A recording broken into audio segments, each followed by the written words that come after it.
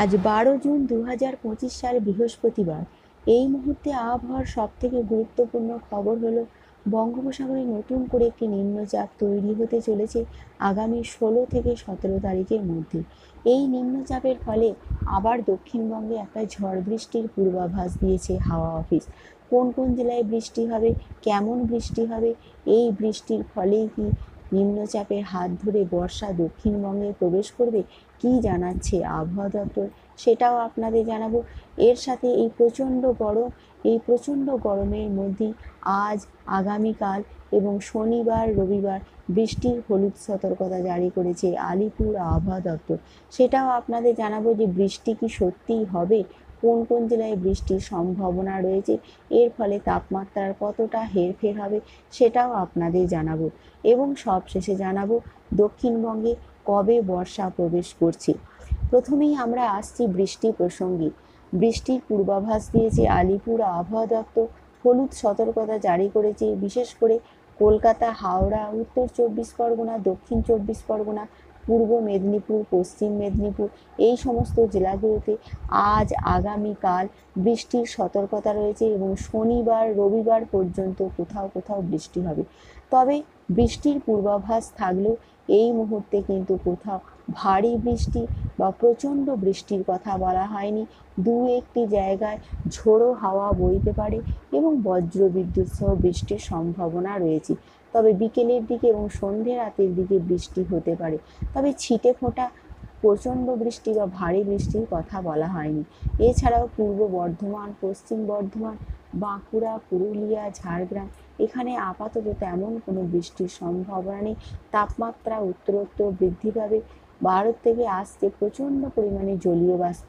সাগরের সেই জলীয় বাষ্পের কারণেই এখানে প্রচণ্ড গরম এবং তাপ অনুভূত হচ্ছে। সকালবেলা কোথাও কোথাও মেঘলা আবহাওয়া এবং দুপুরের দিকে একটা আর্দ্রতাজনিত গুমোট আবহাওয়া তৈরি হচ্ছে এবং বৃষ্টির সম্ভাবনা রয়েছে রাতের দিকে বিশেষ করে। তবে এই মুহূর্তে পশ্চিমাঞ্চলের জেলাগুলোতে বৃষ্টির কোনো পূর্বাভাস নেই। এই যে বৃষ্টি আসছে, এই বৃষ্টির ফলে কিছুটা হলেও হয়তো তাপমাত্রা সাময়িকভাবে কমতে পারে। এরপর আমরা দেখে নেব উত্তরবঙ্গে বৃষ্টির কী পূর্বাভাস রয়েছে। উত্তরবঙ্গ বৃষ্টির পূর্বাভাস রয়েছে বিশেষ করে উপরের 5 জেলায় ভারী বৃষ্টি কোথাও কোথাও হতে পারে, কোচবিহার এবং আলিপুরদুয়ারের কোথাও কোথাও। তবে উত্তরবঙ্গ কিন্তু বৃষ্টি চলবে। এই মুহূর্তে প্রচণ্ড বৃষ্টি বা ভারী বৃষ্টি না হলেও হালকা মাঝারি কোথাও বা বজ্রবিদ্যুৎ সহ বৃষ্টির সম্ভাবনার কথা জানিয়েছে আবহাওয়া দপ্তর। এবার আমরা দেখে নেব সাগরে নতুন কি সিস্টেম রয়েছে। নতুন করে একটি সিস্টেম তৈরি হতে চলেছে আগামী 16 এবং 17 তারিখের মধ্যে। একটি নিম্নচাপ তৈরি হতে পারে। এই নিম্নচাপের হাত ধরেই বর্ষা দক্ষিণবঙ্গে ঢুকবে এমনটাই মনে করা হচ্ছে।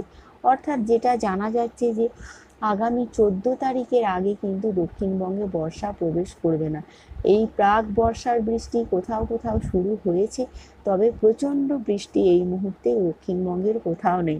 অনেক আবহবিদ মনে করছেন বঙ্গোপসাগরে যে নতুন নিম্নচাপটা তৈরি হতে চলেছে, সেই নতুন নিম্নচাপের হাত ধরেই বর্ষা হয়তো ঢুকবে। তবে এই নিম্নচাপের ফলে দক্ষিণবঙ্গে বৃষ্টির পূর্বাভাস রয়েছে। বিশেষ করে উপকূল সংলগ্ন জেলাগুলোতে ভারী বৃষ্টির পূর্বাভাসের কথা জানানো হয়েছে।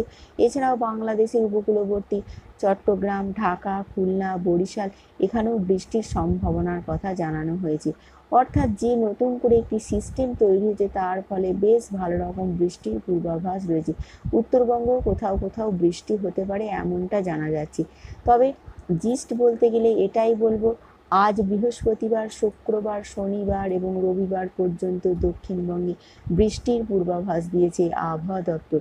বৃষ্টির সম্ভাবনা রয়েছে বিশেষ করে কলকাতা, হাওড়া, হুগলি, এছাড়াও 2 বর্ধমান, কোথাও কোথাও বজ্রবিদ্যুৎ সহ সন্ধে রাতের দিকে বৃষ্টি হতে পারে। তবে এই মুহূর্তে যেটা জানা যাচ্ছে যে পশ্চিমাঞ্চলের জেলাগুলিতে আপাতত কোনো বৃষ্টির পূর্বাভাস নেই। বন্ধুরা, এটুকুই ছিল এখনকার মতন আপডেট। Thanks for watching.